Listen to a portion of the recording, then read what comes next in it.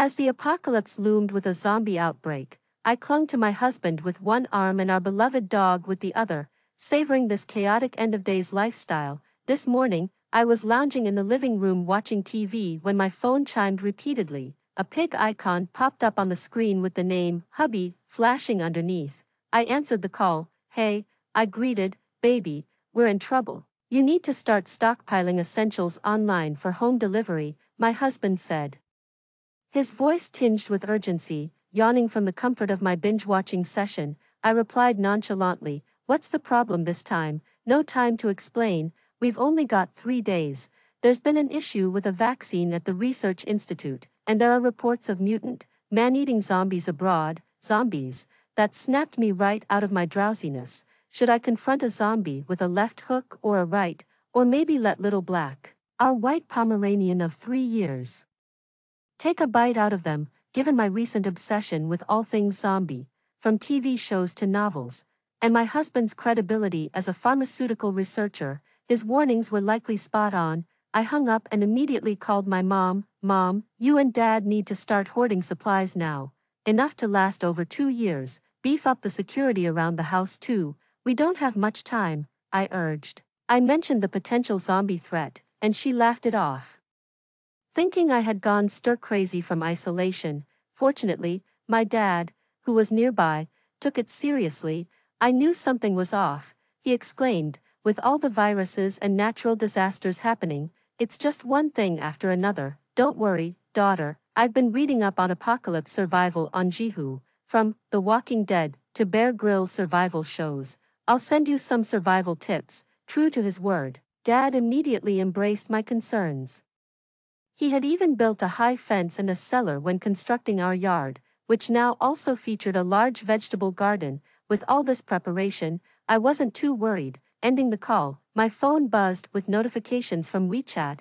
It was Dad, sending me a folder packed with apocalyptic zombie novels and several popular links from Jihu for me to study, like Surviving the Apocalypse with My Family, and Hunkering Down During the Apocalypse. After browsing through the links, I promptly subscribed to a premium service for more exclusive content. I texted Dad a quick, got it, before calling my mother-in-law, who lived just across the street. Mom, get Dad and come back home quick, it's urgent. She and my father-in-law, who usually spent their days playing mahjong and chess, hurried over. Standing at the door, she asked excitedly, Mila, are you pregnant?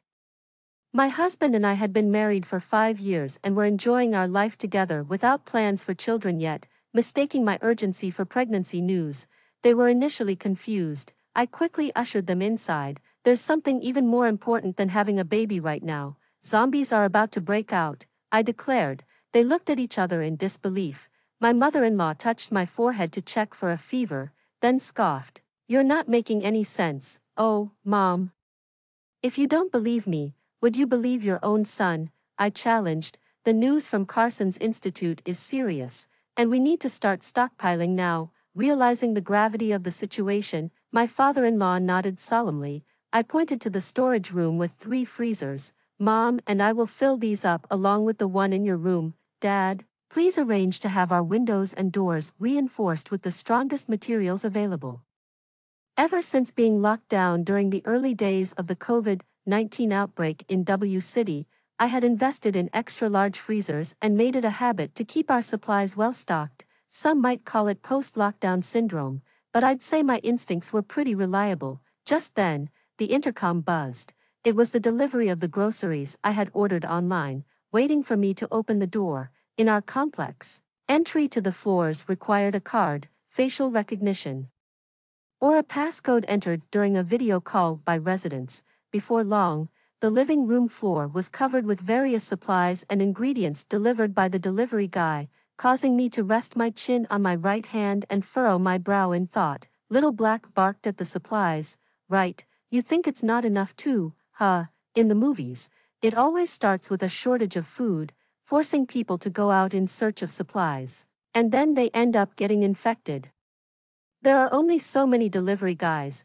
After all, how much can they really bring on their electric bikes? Seeing the setup, my in-laws could tell that I wasn't joking earlier. Then I'll get in touch with someone to upgrade the doors and windows right now. my father-in-law said. Meanwhile, I changed into more comfortable clothes, grabbed the car keys, put on a mask, and joined my mother-in-law in taking the elevator down to the underground garage.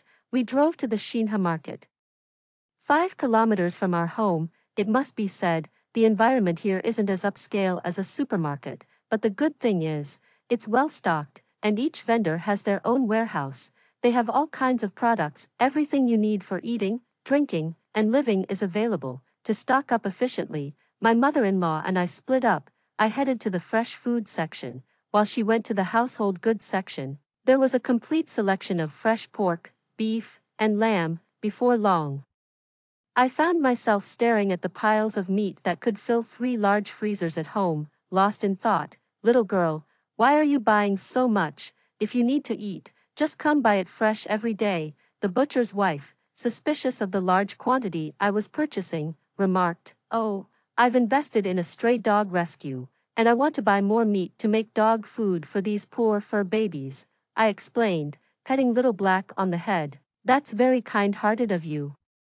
Feeding such high-quality meat to the fur babies, for your compassionate heart. Just add 500 yuan and I'll throw in 2 extra freezers worth 3,000 yuan each, which you can use for the future." Yes, we could use a few more freezers. Our house has a 3-bedroom, 2-bathroom layout with a study and 2 storage rooms, totaling 180 square meters, since it's the top floor. It also comes with a rooftop that's exclusive to the homeowner, inaccessible to others. Each unit has a large balcony, so the rooftop isn't open to other residents. My in-laws' house has the same layout. 1 storage room can fit 3 large freezers, and with those at my in-laws' place, using 4 storage rooms to fit 12 large freezers is no problem. "Sister, get me 20 more slabs of pork and beef. I'll need the freezers too. Please arrange home delivery." But the butcher had only 2 more freezers to offer, so I called the previous freezer supplier to deliver 7 more freezers to my house. After sorting out the freezer situation, I successfully transferred 30,000 yuan to the butcher's wife. She happily arranged for the driver to load the truck. The way she looked at me, as if I were a fool, spending 30,000 yuan to make homemade food for the fur babies might seem foolish to others. But who cares? Then I purchased various other food supplies, 100 packs of chicken, duck, and fish, 200 cases of various canned meats, 100 boxes of compressed biscuits, 100 boxes of instant noodles, beef jerky, and various dried fruits, 200 bags/buckets of rice, grains, and oils, 100 bags of vegetables and dried fruits, 200 bags of various seasonings, 50 boxes of white sugar, 50 boxes of chocolate, 500 boxes of drinking water. Seeing a row of semi-prepared meal packets at a nearby store, I hesitated for a moment but then walked in with Little Black in my arms. "Little girl, are you stocking up for a store? How much do you need?" the enthusiastic proprietress approached. "I'll take as much as you have," I declared with a wave of my hand, much to the proprietress's delight.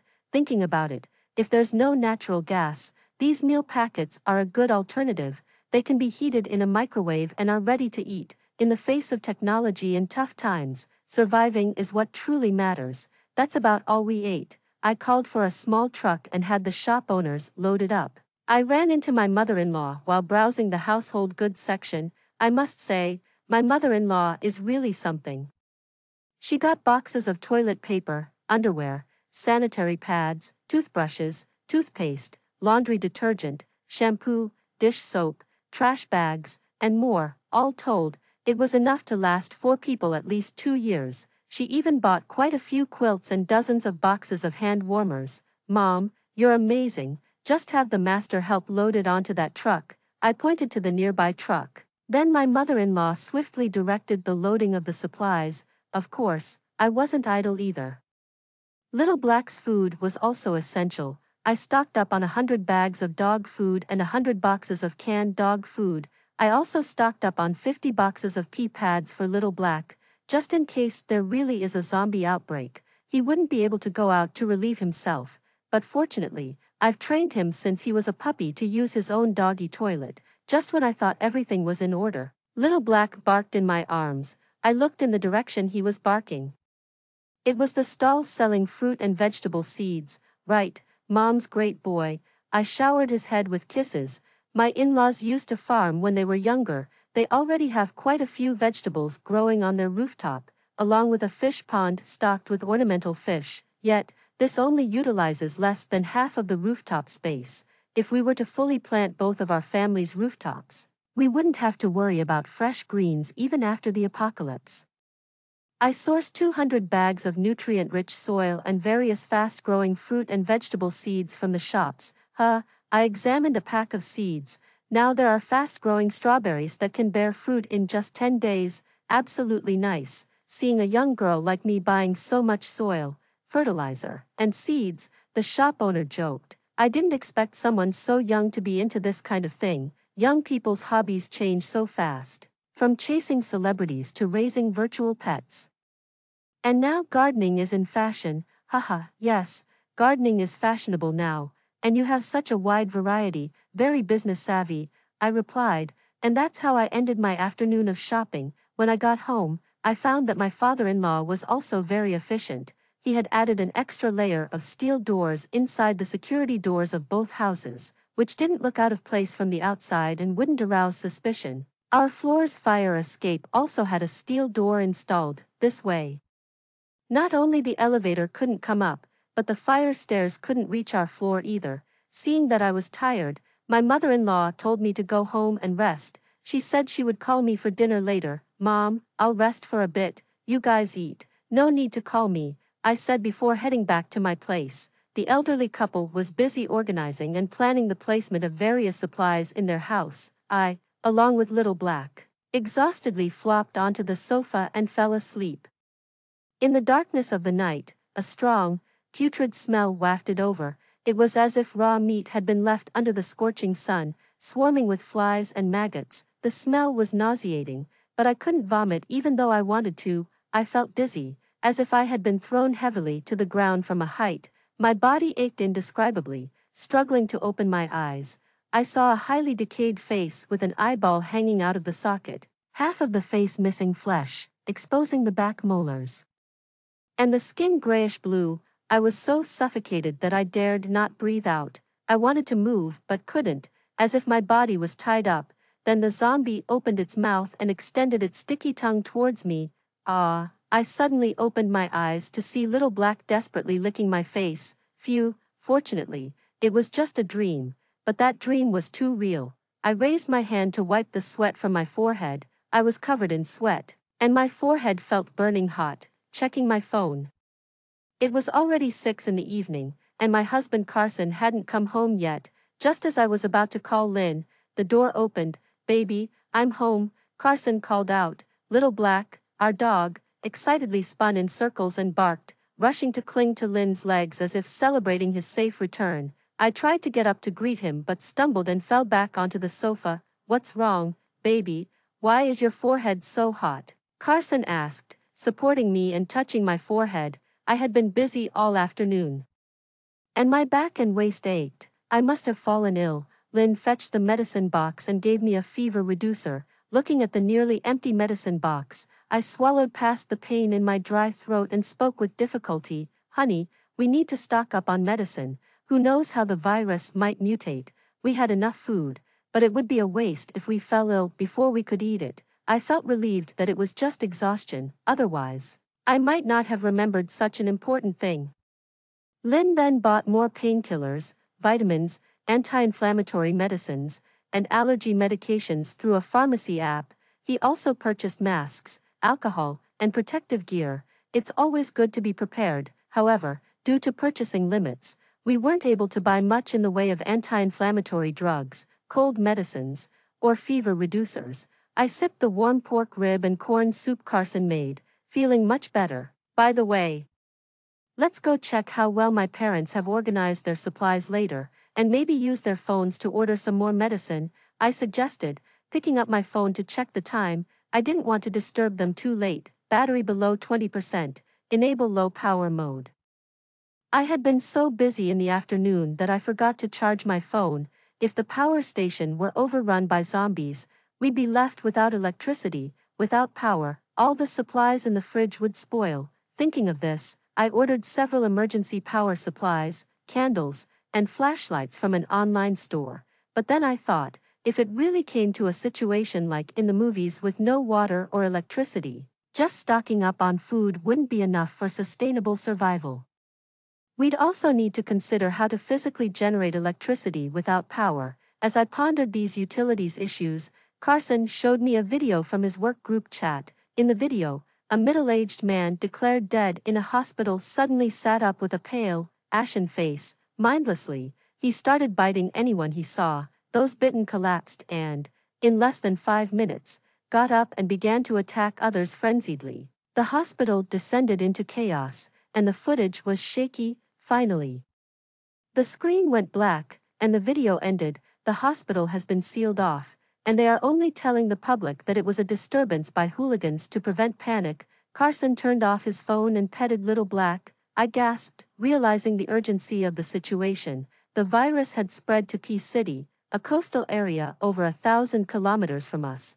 We don't have much time left. Tomorrow, I'll ask Dad to get some builders to install solar panels on the rooftop and set up some large water purification tanks, Carson said, stuffing a piece of meat into his mouth. True to his nature, not only had Carson thought about the utilities issue, but he also came up with a practical solution. After dinner, Carson and I went to knock on his parents' door. Stepping inside, I saw, the living room is spotless, devoid of any clutter.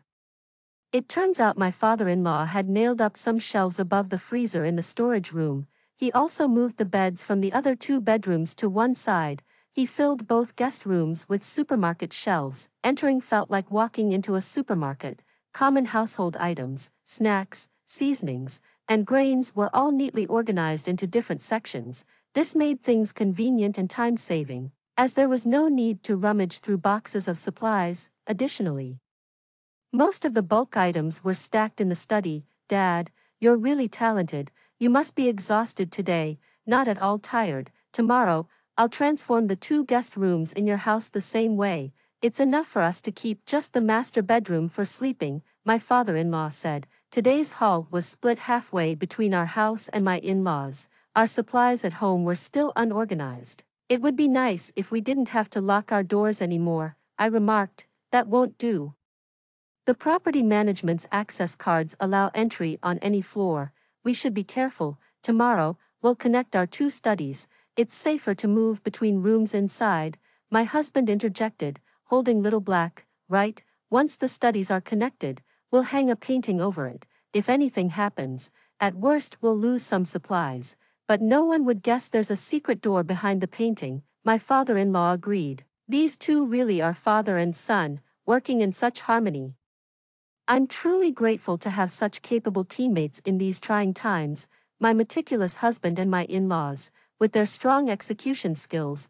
Brother Carson and Father Carson discussed the final details. Meanwhile, I used my in-laws' phone to order some more medical supplies, but it was far from enough. What to do now? My mother-in-law looked at me. Silly girl, we can go to the store. Let me show you what Oscar-winning acting is like. With that, she whispered something to my father-in-law, then placed a comprehensive hat on my head covering all my hair, and dragged me and Little Black out the door.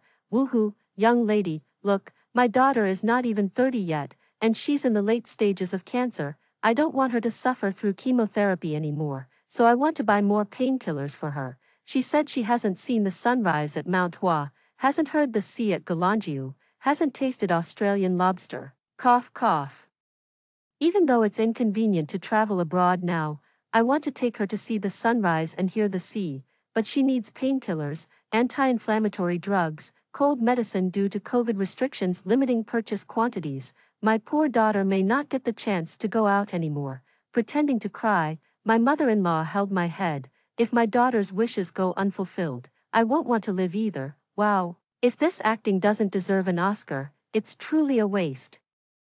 I coughed a few times to play along. The young lady at the pharmacy couldn't help but tear up. Auntie, you are so good to your daughter. I was thoughtless. Rules are dead, but people are alive. I must help your daughter fulfill her wishes. The pharmacy girl, wiping her tears, went to the back to fetch a good amount of medicine. My mother-in-law winked at me and said, "See, that settled it." and just like that, our city gained a new figure, a terminally ill woman scamming for medicine. After scamming several pharmacies, my mother-in-law even carried Little Black into a veterinary clinic. Little Black has been with us for 3 years. Who knew she'd be in the late stages of bone cancer? She hasn't seen the sunrise at Mount Hua, hasn't heard the sea at Galangiu. The same scene played out for Little Black, who even feigned being weak and pitiful in Mother Lin's arms. The older generation truly has more experience, like a small knife across the buttocks, truly an eye-opener. Back home, looking at the boxes of gathered medicines, my husband and I smiled at each other. Indeed, they had also used my mother-in-law's tricks to buy a lot of medicine. The next morning, everyone started dividing the tasks to finish up the preparations. My husband and I were responsible for organizing the supplies in our house, connecting the two studies, and installing soundproofing material throughout the house. My in-laws took care of installing solar panels and water purifiers on both houses' rooftops. Wow, why are you hoarding so much stuff? Is there some insider news about COVID? The contractor remarked upon entering and seeing the supplies scattered everywhere. No, there's no supermarket inside our complex. They are all outside, which is inconvenient. I'm just thinking of turning it into a little supermarket. My father-in-law explained, wouldn't this convenience store be handy for our neighbors? If someone runs out of salt or soy sauce, they wouldn't need to go all the way to the big supermarket anymore. Makes sense, right? You two youngsters seem to have a good knack for business. My husband and I exchanged a smile and said no more. Even after a zombie outbreak, we wouldn't have to worry about the construction workers coveting our supplies. Since we live in the east part of the city, we hired workers from the west. With such a distance, if it really were the end of days, forget about crossing the city. Even leaving the neighborhood would be a challenge. By the next day at noon, both our families had finished the last of our preparations. Dad had filled the rooftop water storage tanks. Beside the tanks, we installed water purifiers. Relying on collected rainwater and purification, we'd have enough to drink. We also upgraded the water purifiers in our kitchens with the best antibacterial filters. Even muddy water could be filtered into clean water. We also fenced off an area on our rooftop for growing vegetables. My in-laws had already sown the seeds for potatoes, lettuce, cabbage, cilantro, and garlic. Next to the vegetable patch, they'd set up a fence topped with fine mesh. It turned out that my mother-in-law was raising quite a few chicks and ducklings inside. I swallowed, thinking how adorable they'd be once grown. Glancing towards the fish pond, I asked, Dad, did you really replace the ornamental fish with common ones? Yeah, well, that was your mom's idea. She said decorative fish aren't edible, better to have carp and grass carp that we can eat, my father-in-law said, sprinkling fish food with a somewhat reluctant expression. My mother-in-law teased him joyfully, if you're so attached to your ornamental fish, then don't eat the braised carp I make. We all burst into laughter at this. I checked the time, it was 1 in the afternoon. After calling my parents to check on their stockpiling and home fortification progress, I advised them to stay indoors unless necessary, reminding them not to be too altruistic in these apocalyptic times, and then I hung up, reassured. Ding, ding, ding, messages kept popping up on my phone. I checked and saw it was our neighborhood residents group chat. What is this? Looks terrifying. Are those zombies? Isn't that the Tianheng supermarket from the next neighborhood? Wasn't that supermarket closed due to COVID? How could there be zombies inside? Zombies, really? Or just a prank? The group chat buzzed with chatter. I clicked on the video link. It was internal surveillance from the supermarket. In the footage, several people in red supermarket vests were chasing another person in a staggered, mechanical manner. The angle of the camera made it hard to see faces, but their movements were clearly unnatural. The person being chased was running as if they'd seen a ghost. Soon, the group caught up with the fleeing person, pinning and mauling them. When they dispersed, the person on the ground was a bloody mess, their scalp torn to reveal half their brain. It was nauseating to watch. As the video fast-forwarded, the victims staggered to their feet, brain exposed. Seeing this, I knew our neighborhood was about to fall. It was time for an emergency family meeting. Should we get some Note 7s for self-defense? They could double as bombs. I remembered the incidents of Note 7 phones exploding and mentioned it seriously. Let's not, Honey, if they explode at home, the damage could be huge. Remember, Dad has a chainsaw and electric fence on the rooftop. We're safe. My husband reassured me. Yeah, you're right. Silly me, huh? I served in the military when I was young. I still have a big hammer in the storeroom. If zombies really do come, I'll smash their heads, my father-in-law declared confidently. That's right, the old man still has it. Don't worry, I've got my own ways too, my mother-in-law added proudly. After that, the four of us and our dog agreed to stay indoors from that point on. That afternoon, we downloaded a lot of TV dramas, documentaries, and traditional operas onto USB drives. We downloaded almost everything we could. My father-in-law enjoys watching documentaries, and my mother-in-law loves listening to traditional opera, which ensures their days are never too dull at home.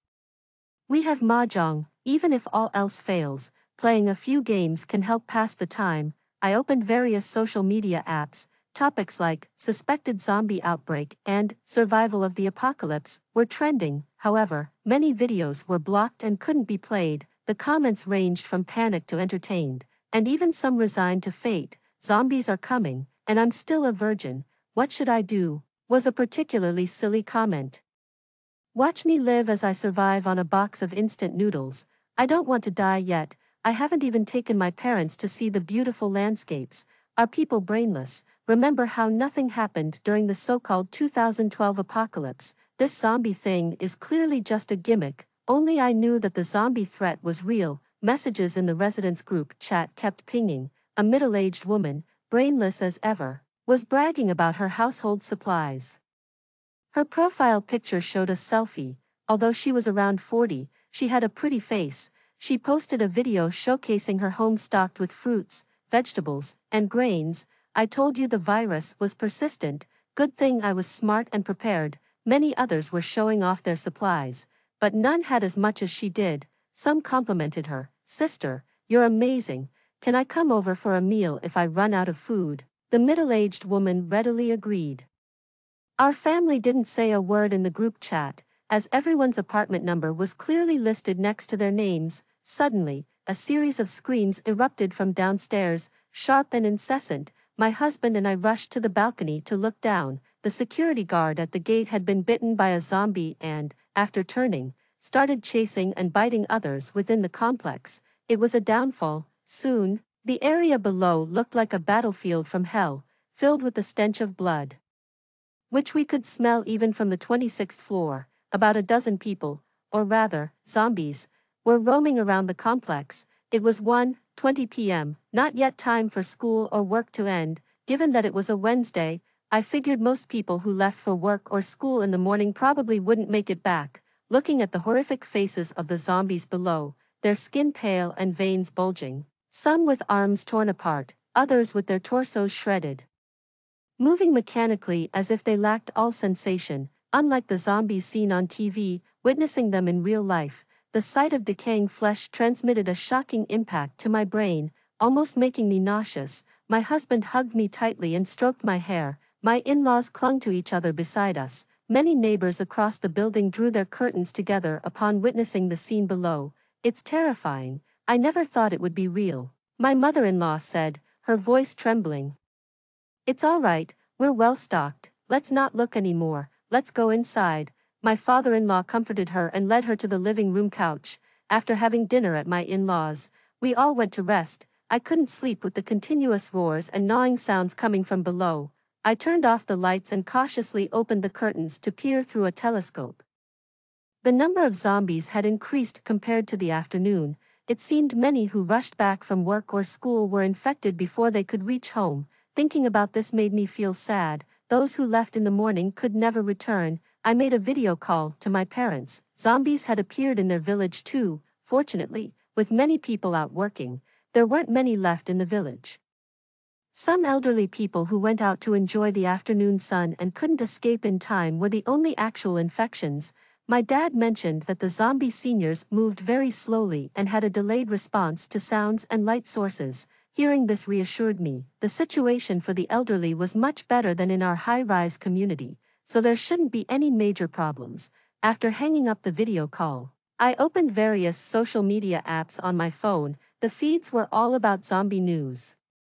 It was already past 10 in the evening, but the live streaming platforms were still very active.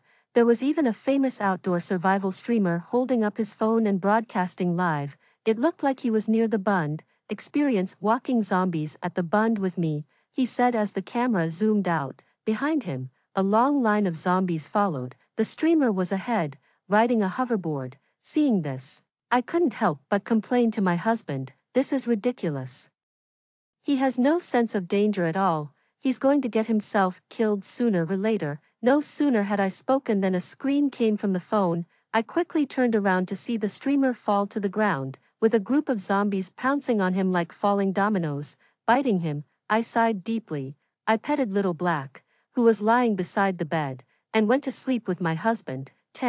A week had passed since the outbreak of the zombies. Yesterday, our community's water supply was cut off, and we couldn't make calls. Electricity and internet were still functioning normally. We could survive for a while without food, but the lack of water was critical. Fortunately, we had installed several water storage barrels beforehand, so our daily life wasn't greatly affected. We just switched from showering to wiping ourselves down to save water. Many in our community's chat group complained about the lack of food and begged for help. Some were willing to trade their Rolls-Royces, others their properties, but who would dare reveal they had supplies at a time like this? Cars and houses were useless now. Food was essential. A few days ago, some daring individuals organized a group to scavenge for supplies at a supermarket nearby, but none escaped infection. Since then, no one dared venture out again. I was cuddling Little Black, watching Empresses in the Palace. A woman's scream pierced the air from outside, filled with terror and helplessness. "Help! I'll give you everything. Just don't kill me." I held Little Black and pulled back the curtains to look. A woman was being thrown down from the balcony of the 22nd floor by someone. Her hair was disheveled, and her clothes were in disarray, as if she had just been violated. After a scream, the loud crash attracted many zombies towards her burst-open corpse. It was the woman from Building 5, Apartment 2201, who had bragged about her supplies. I recognized her immediately. I had thought her foolish boasting would doom her eventually, but I hadn't expected it to happen so soon. On the balcony of the 22nd floor stood a man wearing only black sports shorts and a black cap, his torso bare. I felt disgusted. Amid the apocalypse, not only zombies preyed on humans, but such beasts also lusted after women's bodies. The man looked up towards my building. Our eyes met, but I wasn't worried. When we had renovated our home, considering privacy, we had installed one-way window films on the large balcony windows.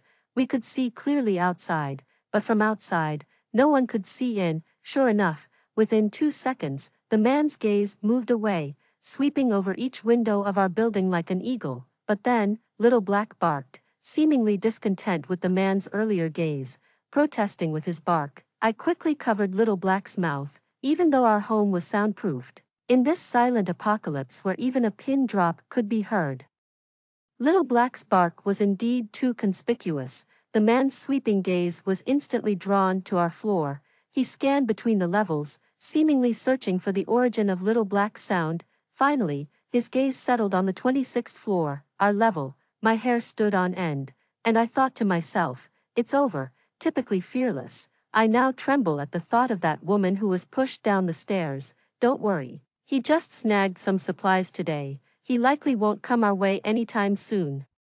Besides, the distance between our buildings isn't short, and with so many zombies downstairs, it would be tough for him to make it here alone." My husband kept rubbing my back, trying to calm me down. Through my tears, I said, "But what if he's not alone?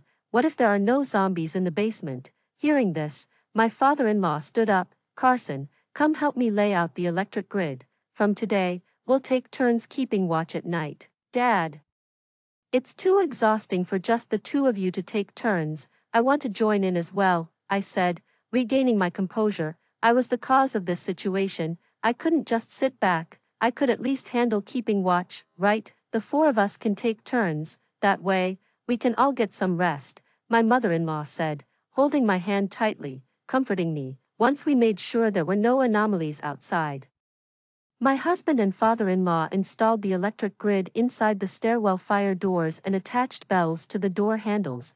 If someone tried to force open the fire door, the bell would ring upon impact. We switched on the power from inside the room, and the grid was electrified. My father-in-law then poured wastewater over the elevator buttons, which soon broke down entirely. I couldn't help but give a thumbs up, impressed by their ingenuity. This way, even if that man wanted to come up, he'd have to climb up to the 26th floor. After all this, we returned to our apartment and barricaded the living room doors with boxes of supplies. With such heavy defenses, it should be nearly impossible for anyone to get in. For half a month, there was no sign of disturbance outside.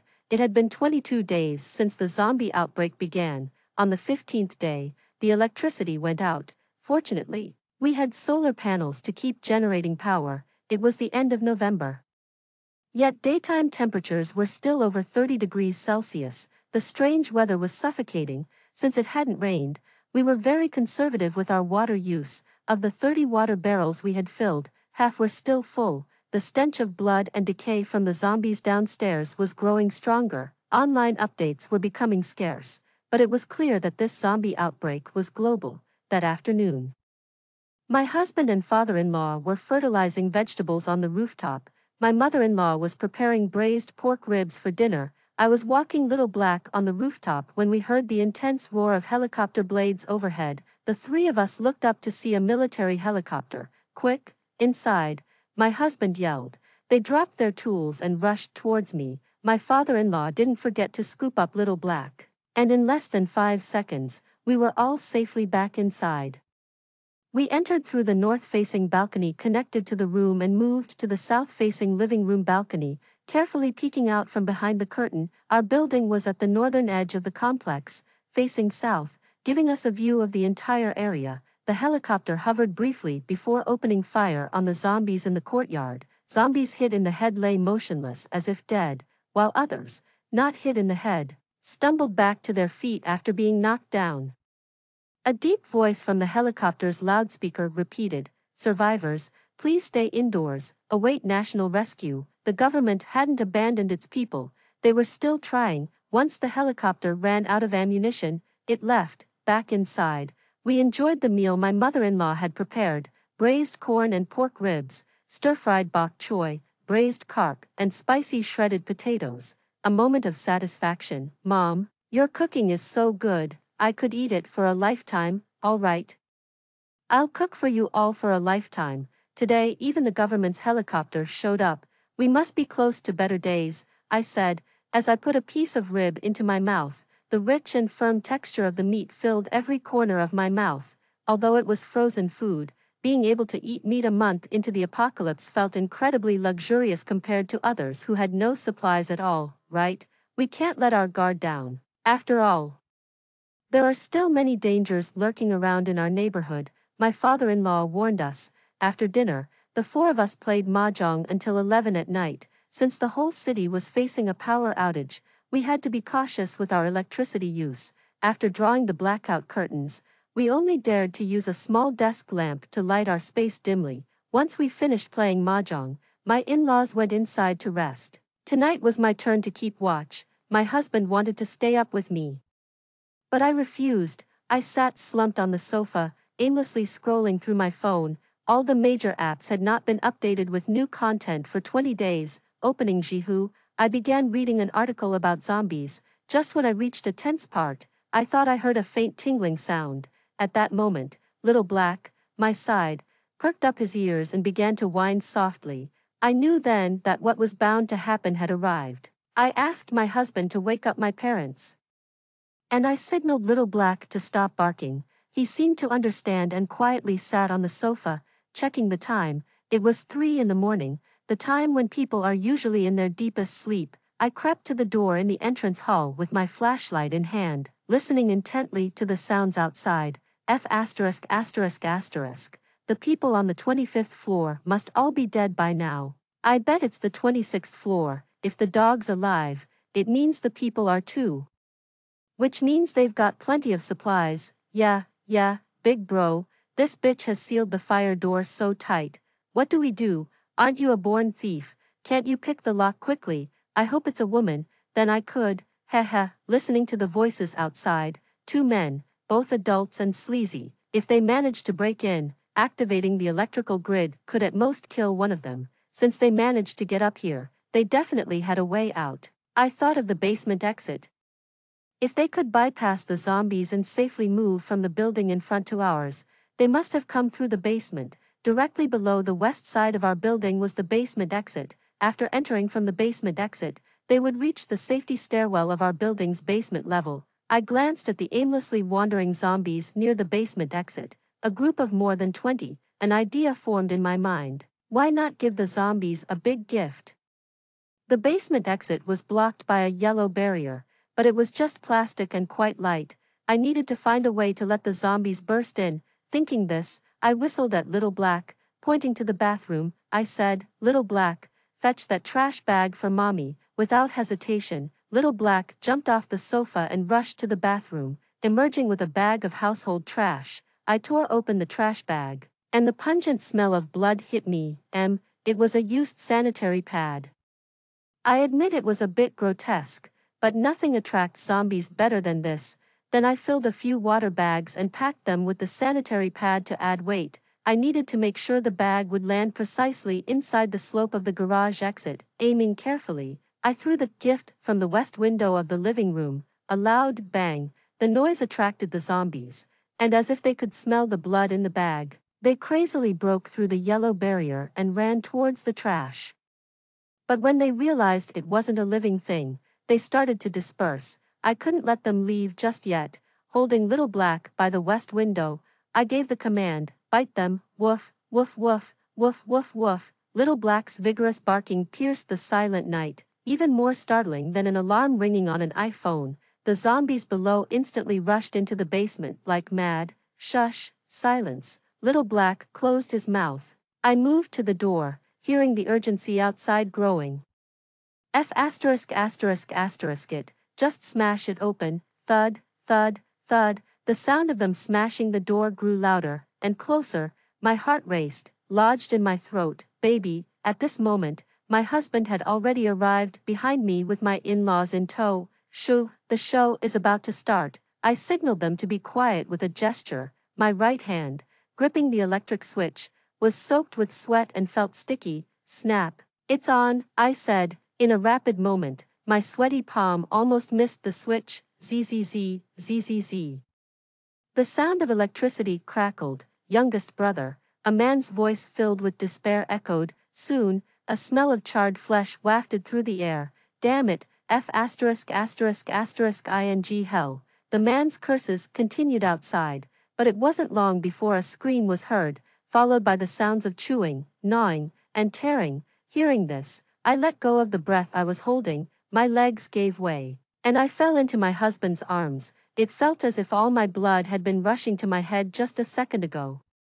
But then suddenly, it drained away. I've killed someone. Amidst the apocalypse, I thought I'd first lay hands on the emotionless zombies. Never did I imagine I would kill a person first. It's okay, they deserved it. My husband hugged me tightly and helped me to our room to rest.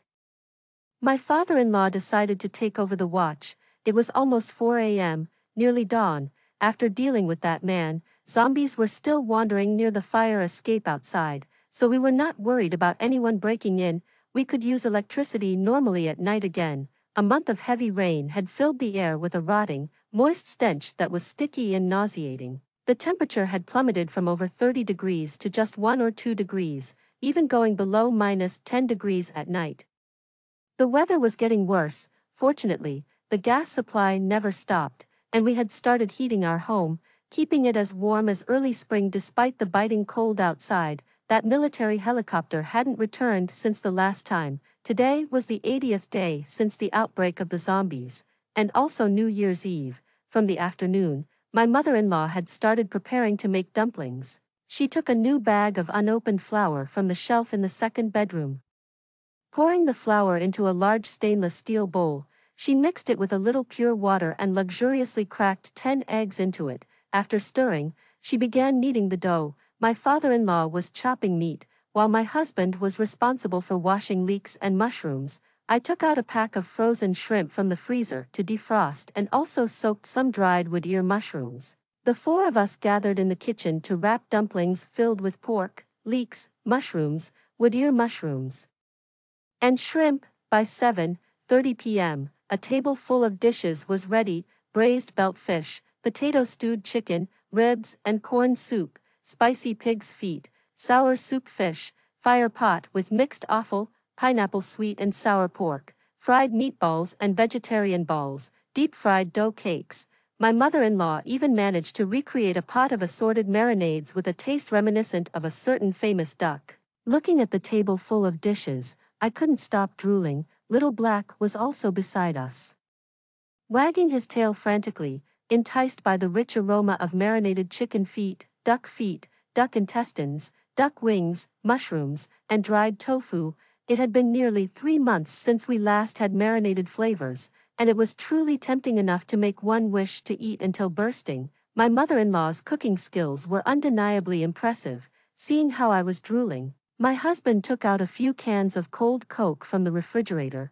We exchanged smiles. He really knows me. Normally, we wouldn't indulge in soft drinks, but today was a special occasion. Seeing this, my father-in-law took a bottle of premium Mau Tai from the cabinet and joked, "Why drink soda? Let's all enjoy some alcohol today since we're happy." The family joyfully dined together for the New Year's Eve dinner. Although there was no Spring Festival gala to accompany us, the warmth and joy were still abundant. I even indulgently opened 2 cans of dog food for Little Black, who happily wagged his tail and hummed as he ate. Outside the window, the world was cold and bleak, with zombies wandering about, but inside, the scene was lively with toasts and laughter. If not for the occasional howls of the zombies downstairs, I really thought that the dinner we were having today was just another ordinary New Year's Eve meal like before. 3 months have passed since the Spring Festival in February. Today marks the 180th day since the zombie outbreak.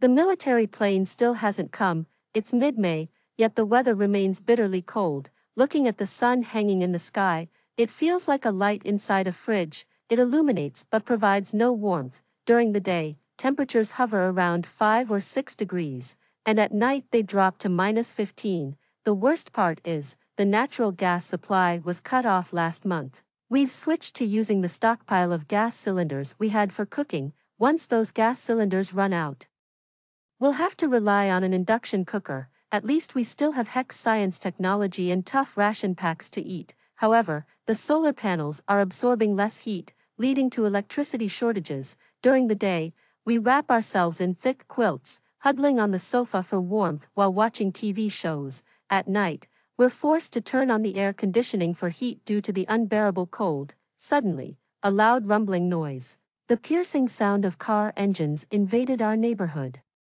Hearing the noise, my husband and I moved from the study to his parents' house, calling them to join us in peeking through the gaps in the curtains to observe the commotion outside.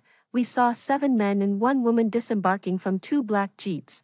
They each held different types of rifles and began shooting at the zombies below. In no time, the 30 or so zombies in the courtyard were taken down with headshots. Then, a bald man took a megaphone from the car and stood in the residential square. He cleared his throat, "Attention all survivors, we are soldiers from the Military X Southern District 28th Squad, currently executing a zombie clearing operation. All zombies in this complex have been eliminated. Please gather your belongings and meet in the square within 15 minutes. We will escort everyone to a safe zone constructed by the ZF, 10 kilometers away." The bald man repeated the same message, while his companions gestured emphatically with their hands. "Dad, we're saved. The country hasn't abandoned us," I thought, excited about the near future when zombies would be cleared out. Just as I was about to draw back the curtains, my husband quickly stopped me. "Wait, if it's a rescue, why are they asking everyone to bring all their belongings downstairs? These people can't be trusted." Although they wear shoes similar to military boots, they don't have uniform attire, and the 2 jeeps aren't military vehicles. My father-in-law spoke up. A sense of alertness rose in me. "Look at that bald guy, not to mention that soldiers aren't allowed to be bald. He also has a scar about 20 centimeters long from behind his left ear down to his neck. Judging from the color of the scar, It looks to be over 5 years old. My mother-in-law, who had been a head nurse at the hospital for 30 years, noted. A chill went down my spine upon hearing this. Sure enough, less than 10 minutes later, an elderly couple shakily approached the middle of the square, carrying half a bag of rice. Despite their gaunt faces, they radiated smiles like they were seeing the first light of dawn. A dirty-faced girl around 17 or 18, who looked rather pretty, also gathered in the square. After a few minutes, when no one else came downstairs, the bald man looked at the three people before him and spat. Damn, is this all there is? The survival rate here is even lower than the last neighborhood. He cursed. The elderly couple and the girl, sensing something was wrong, showed panicked expressions and tried to run, but before they could move, the bald man ruthlessly shot the elderly couple down with his rifle. The woman wearing military boots chased after the girl and brought her back. Boss, although we didn't find much in terms of supplies, this girl isn't bad, the woman hinted at the bald man with a suggestive look. The bald man grabbed the girl like he was picking up a small chicken, displaying a disgusting expression. From upstairs, I watched all this unfold, my heart aching beyond words. I knew this girl. She was a high school senior, often fed the stray cats and dogs around the neighborhood, and was very kind-hearted. I had bumped into her many times while walking Little Black downstairs. We had become quite familiar. Her parents often traveled for work, leaving her alone at home. I imagined how tough these times must have been for her, being a woman herself. How could the woman in military boots speak to the bald man so dispassionately, uttering such demeaning words about another woman, ignoring the girl's screams? The bald man rudely threw her into the vehicle, in broad daylight, in the presence of others. The girl was brutally mistreated inside the car. Subsequently, 6 other men took turns entering the car. Seeing this, I felt a surge of nausea and couldn't stop the urge to vomit, as if something was trying to come up from my stomach. I quickly ran to the bathroom and started throwing up into the toilet. My husband, concerned, gently patted my back. For over a month now, I'd been feeling nauseous and unable to eat. At this point, my mother-in-law also came over and handed me a cup of warm water to rinse my mouth. Mila, when was your last period? It seems like it was about a month and 20 days ago. My periods are usually very regular, but this month it's been delayed for over 20 days. It looks like we might be having a baby, my mother-in-law said somewhat joyously yet worriedly. I couldn't believe it. I thought my delayed period was due to the unusually cold weather, but thinking it over carefully, the timing did seem to match up. My husband and I exchanged embarrassed glances, and my mother-in-law, unbeknownst to me, had gotten a pregnancy test for me. Honey, I really am pregnant. Just as the three of us were about to celebrate the news of the new life, a new problem presented itself. My father-in-law mentioned that those beasts had already started searching from Building 1, and it wouldn't be long before they got to ours. Occasionally, gunshots and screams could be heard from outside, the zombies outside our fire door, having not fed for a long time, had already dispersed. Let's reconnect the power grid, it should still work. Beatrice, stay home and take good care of Mila. Carson, help me with fixing the electrical grid, my father-in-law said, taking the repair equipment and pulling my husband out the door. My mother-in-law and I sat on the living room couch, restless, as if sitting on pins. In less than half an hour, my husband and father-in-law returned. My husband led my mother-in-law and me to a small bedroom at the back of our room, which was used to store dry food and water. Mom, please take good care of Mila. If you hear any noise, don't come out or make a sound, he said, then locked me and my mother-in-law in the room. Honey, open the door, open the door. My mother-in-law and I shouted from inside the room, but no one outside responded. Thinking of the people downstairs, we didn't dare to shout anymore and just shut up.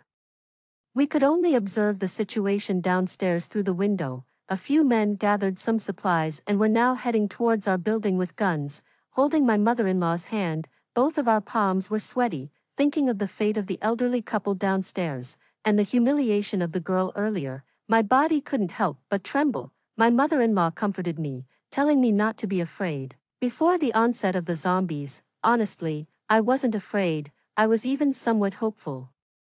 Although we had plenty of supplies and didn't worry about food and drink, the chaos, bloodshed, silence, cold, and the ruthless nature of people after the outbreak of the zombies, all made me feel that this apocalypse was utterly despairing. I missed the bustling streets from before. I missed the scenes of dining and drinking with a few good friends. I missed the smiling faces of my parents when I went back home to freeload meals and their indulgent laughter. I even missed the annoyance of being stuck in traffic for half an hour on my way to work. I missed the heated arguments with neighbors over dogs fighting. How nice it was back then. Thinking of this, my tears couldn't stop flowing. Don't be afraid, let's be strong. We still have our baby. We must survive. The man downstairs' walkie-talkie suddenly crackled to life. Return to base. Return to base, it blared. The man cursed and shouted a command to retreat. Boss, we're just missing this building. Let's finish searching in 5 minutes. Shit, we only found so little from the previous 8 buildings. This one won't contribute anything. Retreat. The men returned to their vehicle, threw down the body of the girl, and drove away. I hugged my mother-in-law, both of us gasping for breath. At that moment, my husband and father-in-law opened the door. The 4 of us, relieved as if we had escaped from death, embraced and sobbed together. I thought, if it weren't for them receiving other orders. With just the 4 of us, it would have been difficult to deal with 8 armed men. During dinner, my mother-in-law set up a plan for everyone to take turns taking care of me. I am now a priority to be protected in the house. My mother-in-law is responsible for preparing nutritionally balanced meals for me. My husband is responsible for cleaning up after Little Black, our cat. My father-in-law takes care of the maintenance of the solar panels and the collection of rainwater. Fortunately, the recent torrential rain had filled our water storage, enough to last 4 people for 3 months.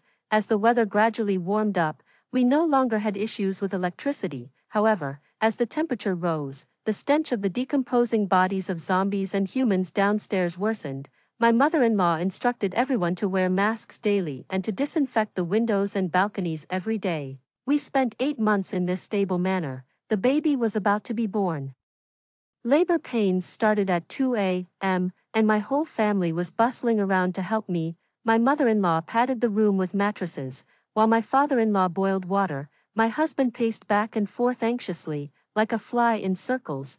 It was already 2 p.m., and after 12 hours of pain, the little one still hadn't arrived. I was exhausted, my forehead covered in sweat, having already soaked through 2 sets of clothes. Mila, come on, push hard during this contraction, someone urged. Mom, I might not be able to do this. Eat some chocolate, my husband said, nearly crying as he held out the chocolate. Don't talk nonsense, silly child. As a head nurse in obstetrics for 30 years, I assure you both mother and child will be safe. My mother-in-law kept encouraging me patiently.